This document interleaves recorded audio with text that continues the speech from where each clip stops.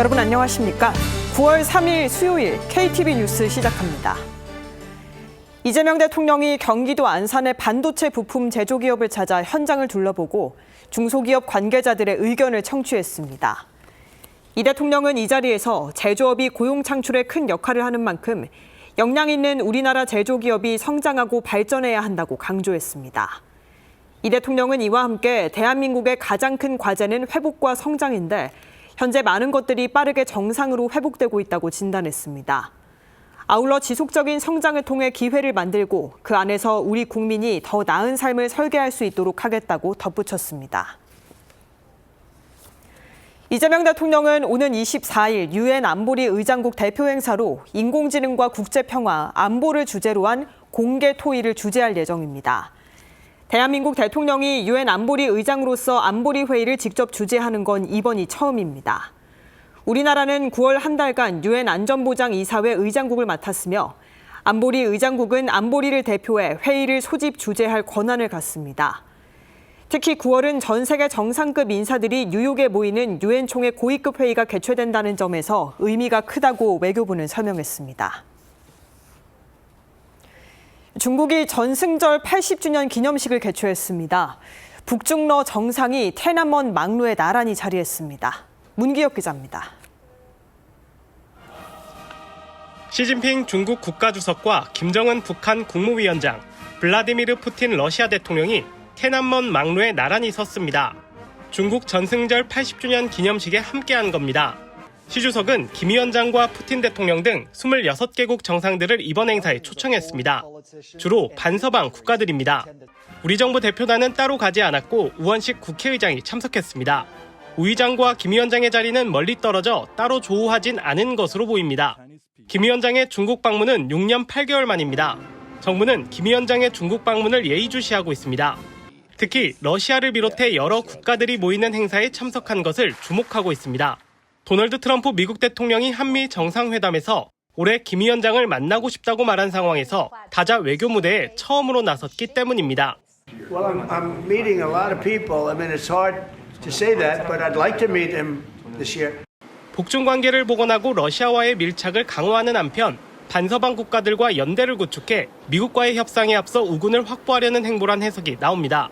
북핵 문제에서 미국의 어떤 양보를 얻어내기 위한 포석을 구축하고 있는 그런 과정에 있다고 봐야 된다 이렇게 생각이 되고요. 대통령실도 북한의 주요 정황과 김 위원장 이동에 대해 면밀히 살펴보고 대응하고 있다고 밝혔습니다. KTV 문기혁입니다.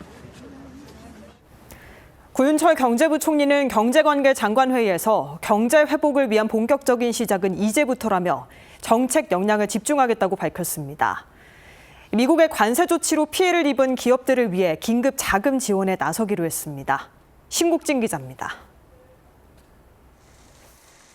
구윤철 경제부총리는 경제관계 장관회의 겸 산업경쟁력 강화 관계장관회의를 주재하고 장기간 지속된 경기 부진 흐름이 새 정부 출범 후 반전되고 있다고 평가했습니다.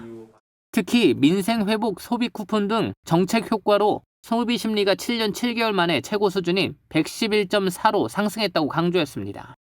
구 부총리는 이어 경제 회복을 위한 본격적인 경주는 이제부터 시작이라며 정부가 쉬지 않고 전력 질주하겠다고 말했습니다. 그러면서 오는 22일부터 2차 민생 회복 소비 쿠폰을 지급하고 추석 민생 안정 대책도 조속히 발표하겠다고 설명했습니다. 경제 회복을 위한 본격적인 경주는 이제부터 시작입니다. 정부는 쉬지 않고 전력 질주하겠습니다. 이날 회의에서는 미 관세 협상 후속 지원 대책을 발표했습니다.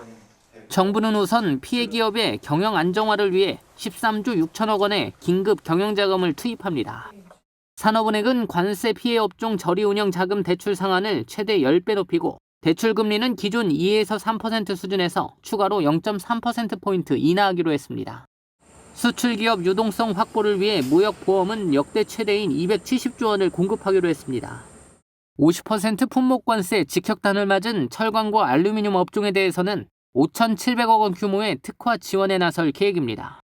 품목 관세 업종만 대상이던 중소 중견기업 보험 보증료 60% 할인 혜택은 전 업종으로 확대하고 기간도 연말까지 연장하기로 했습니다. 또한 내년까지 약 4,200억 원 규모의 수출 바우처를 공급하기로 했습니다. 중장기적으로 미중 수출 의존도를 낮추기 위해 하반기 해외 전시회와 사절단 등 지원 대상을 1,600개사에서 3,000개사로 확대합니다. 뷰티, 패션, 라이프, 푸드 등 4대 K 소비재를 중심으로 수출 강소 기업을 육성하고 신시장 개척을 위한 금융, 인정, 마케팅을 패키지로 지원합니다. 한편 구 부총리는 100조 원 이상의 국민성장펀드 조성 방안을 조속히 확정해 첨단 전략산업에 투자하겠다고 밝혔습니다. KTV 신국진입니다. 2분기 한국 경제가 1분기보다 0.7% 성장했습니다. 한국은행이 발표한 2분기 국민소득 잠정치 집계 결과를 보면 실질 GDP 성장률은 0.7%로 속보치보다 0.1%포인트 상향 조정됐습니다. 2024년 1분기 이후 가장 높은 성장률로 4분기 연속 이어온 0.1% 이하 성장에서 벗어났습니다. 속보치를 추계하며 이용하지 못했던 분기 마지막 달 실적을 반영한 결과 건설 투자와 지식재산 생산물 투자, 수출이 상향 수정되며 성장률을 끌어올렸습니다.